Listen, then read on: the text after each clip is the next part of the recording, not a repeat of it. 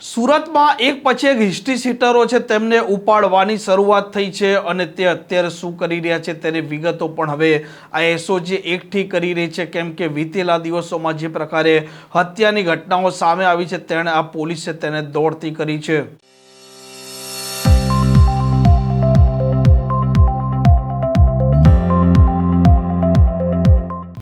નમસ્કાર, આપ જોઈ રહ્યા છો હોટલાઇન ન્યૂઝ અને હું છું આપની સાથે તોફિક કાંચી। સુરતમાં જે પ્રકારે એક પછી એક હત્યાની ઘટનાઓ સામે આવી છે અને તેમાં ખાસ કરીને બેસ્તાનની વાત કરો, પાંડેસરાની, ઉધનાની વાત કરો કે પછી ડિંડોલી જેવા વિસ્તારોની વાત કરો, તેમાં જે પ્રકારની ઘટનાઓ છે તેને લઈને હવે સ્થાનિકો સતત ભય છે તે અનુભવી રહ્યા છે અને આ ગુનેગારોને ઠેકાણે કરવા માટે હવે આ પોલીસ અધિકારીઓ અને કર્મચારીઓ મેદાને પડ્યા છે અને અલગ અલગ વિસ્તારોમાં તે પેટ્રોલિંગ કરી રહ્યા છે, સર્ચ ઓપરેશન ચલાવી રહ્યા છે અને હિસ્ટ્રી છે તેમની વિગતો પણ એકઠી કરવામાં આવે છે। તેમને એસઓજીએ પણ હવે બોલાવ્યા છે અને 70 થી વધારે ગુનેગારો છે તેઓના વિરુદ્ધમાં અલગ અલગ કલમો અંતર્ગત કાર્યવાહી પણ કરવામાં આવી છે અને તેમના પાસેથી હથિયારો પણ એકત્ર કરવામાં આવ્યા છે અને એસઓજીએ જે પ્રકારે કાર્યવાહી કરી છે, હિસ્ટ્રી સીટરોને ચકાસ્યા છે, તે મામલે ડીસીપીનું નિવેદન પણ સામે આવ્યું છે। ઓપરેશન રેમ્બો હાથ ધર્યું એના અંતર્ગત સમગ્ર શહેરના અલગ અલગ જે અમારા ડિવિઝન છે એની અંદર એક ડ્રાઈવ આપવામાં આવી હતી। ડ્રાઈવ દરમિયાનમાં જેટલા પણ તડીપાર થયેલા છે તે ઇસમો, ગુજસીટોક અગાઉ થઈને છૂટેલા છે તે તથા મારામારીના ગુનાવાળા અને ગંભીર ગુનાવાળા જે આરોપીઓ છે એને ચેક કર્યા અને અમુકને કોમ્બિંગ દરમિયાનમાં રોડ પર પણ મળી આવે એવી રીતે ટોટલ 72 જે છે આરોપીઓ પકડી પાડ્યા છે હથિયારો સાથે અને 72 હથિયારો પણ પકડ્યા છે। આ દરમિયાનમાં એક આસિફ તલવાર કરીને તડીપાર ભંગ નો કેસ પણ કરવામાં આવ્યો છે। જે તડીપાર થયેલો હોવા છતાં શહેરમાં હાજર હતો, એનું નામ છે આસિફ તલવાર, જે ગુજસીટોક અને ડબલ મર્ડરનો આરોપી છે તે પણ પકડાયો છે। તદ ઉપરાંત એક ડિંડોલીનો મારામારીનો ગુનો છે, જે સ્ટેબિંગનો ગુનો હતો, એનો આરોપી છે અરબાન આલમ ખાન પઠાણ, તે પણ પકડાયો છે અને આ રીતે જે છે કાર્યવાહી કરવામાં આવેલ છે।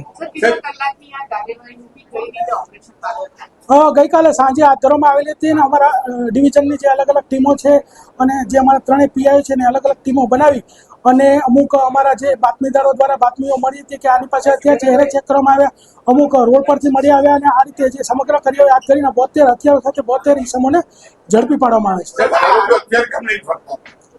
આરોપીઓ જે છે એને અમુક લોકો પાસે પોતે હથિયાર હતા અને અમુક જે હથિયાર એમાં એવું છે કે તલવાર કે છરી એ કોઈ એવી પ્રતિબંધિત વસ્તુ નથી, લોકો ઇઝીલી એને ખરીદી શકે છે, પરંતુ તે લઈને ફરવું જાહેરમાં એક ગુનો છે। એટલા માટે આ રીતે જાહેરમાં આ લોકો ફરતા હોય, આ લોકો ઉપર હથિયાર ભંગનો જે કેસ છે દાખલ કરવામાં આવ્યો। મોટાભાગના જે છે રેમ્બો છરી છે, તલવાર છે, આ પ્રકારના તીક્ષ્ણ હથિયારો છે। અત્યારે સુધીમાં જે અમે કાર્યવાહી પૂર્ણ કર્યા બાદ બે જણના ગુનાહિત ઇતિહાસ ધ્યાનમાં આવે છે, તમામના અમે તપાસ કરી રહ્યા છીએ અને આ લોકોની સ્પેશિયલ જે સર્વિસ છે એસઓજીમાં કરવામાં આવશે। આરોપીઓ જે છે એ સમગ્ર એરિયાના છે, પણ સૌથી વધારે લિંબાયત, ચોક બજાર, અઠવા, બેસ્તાન અને સલાબતપુરામાંથી વધારે પકડાયા છે। એ અત્યારે જે છે અમે આરોપીઓને પકડી અને જે છે એનું કાર્યવાહી પૂર્ણ કરી છે અને હવે એની તપાસ કરવામાં આવશે। સર, આજે હથિયારો પકડાયા છે, અમુક ગંભીર પ્રકારનો ગુનો કહેવાય કે સામાન્ય ગુનો છે? હથિયારો પકડાયા છે એ ગુનો તો છે જ અને ગુનો જે છે એ હંમેશા ગુનો જ રહે છે, પરંતુ આ જ્યારે હથિયારોનો કોઈ ઉપયોગ બીજી રીતે કોઈ મારામારીમાં કે મર્ડરમાં કે એ રીતે થવાની શક્યતાઓ રહેલી છે ને એટલે જ આ કાર્યવાહી ચાલુ કરવામાં આવી છે અને આ કાર્યવાહી સતત ચાલુમાં રહેશે। આમ સુરતમાં વધતા ક્રાઇમને ડામવા માટે હવે આ અધિકારીઓ છે તે પોતે જ રોડ રસ્તા પર જઈ રહ્યા છે। રાત્રિના સમયે આ ગુનેગારો છે તેમના ઘર ખોલાવી ચેક કરવામાં આવી રહ્યા છે અને આ ગુનેગારો અત્યારે શું કરી રહ્યા છે તેની વિગતો પણ એકઠી કરવામાં આવી રહી છે। આ પ્રકારની ક્રાઇમ સ્ટોરી માટે હોટલાઇન ન્યૂઝ ડે ચેનલને લાઇક, શેર અને સબસ્ક્રાઇબ કરવાનું ભૂલતા નહીં। નમસ્કાર। આવા પ્રકારના વિડીયો તમને જોવા ગમતા હોય તો હોટલાઇન ન્યૂઝ ચેનલને લાઇક, શેર અને સબસ્ક્રાઇબ કરો।